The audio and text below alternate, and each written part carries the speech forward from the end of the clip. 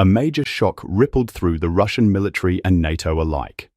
Yevgeny Kunal, a Russian commander formerly with the Wagner Group, fled to Finland and requested asylum. He didn't sneak across quietly. He went public, calling out corruption, incompetence, and abuse inside the Russian war machine. Kunal's defection isn't just personal survival, it's a warning. A signal that even those closest to Putin's military strategy are starting to jump ship, and the timing couldn't be more critical. This war has taken a brutal toll on Russia. Over 100,000 soldiers have died in the last 6 months alone. Not wounded, dead. Russia's military has been bleeding out, and Kunal says it's not just bad luck, it's bad leadership. Kunal's story starts in prison. In 2023, he was sentenced for robbery, but Russia's front lines were crumbling, and the Wagner Group, led by the now-dead Yevgeny Prigozhin, began recruiting prisoners in exchange for freedom. Kunal signed up, trained quickly, and fought in key battles like Bakhmut. After Wagner's collapse, the regular Russian army absorbed some of its fighters. Kunal, now battle-tested, was promoted and given command. But what he saw horrified him. He posted videos accusing commanders of sending poorly trained conscripts to die, then labeling them deserters to avoid paying their families. He said soldiers were being used like cannon fodder, and when they died, their deaths were buried under fake paperwork. One of his viral messages said, "Our heroes lie rotting in the field while their mothers are told they deserted." This system treats lives as disposable.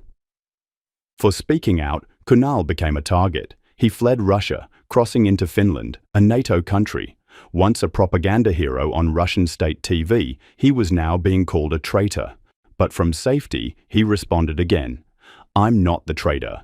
The traitors are those sending boys to die for profit, while they sit safe and rich in Moscow." His defection isn't an isolated incident.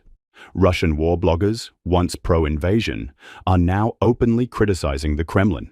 They're calling out chaos, disorganization, and poor morale. Even US General Ben Hodges recently predicted that Russia's collapse could be fast, like most authoritarian regimes. But it's not just Russians speaking out. One American family, the Hoffmans, moved to Russia for its traditional values. Their son-in-law joined the military, was promised a rear job and fast-track citizenship. But days later, he was sent to the front. No training, no translation, no pay. His wife went public saying he's being thrown to the wolves. Kunal's story and the Hoffman case reveal the same truth. The Russian military isn't protecting its own.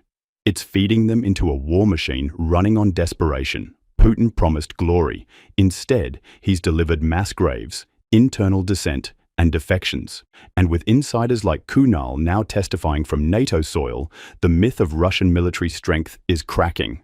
Kunal says he'll reveal more in time. For now, he's regrouping in Finland, but his message is clear. The system is broken, soldiers are betrayed, and those who speak out are hunted.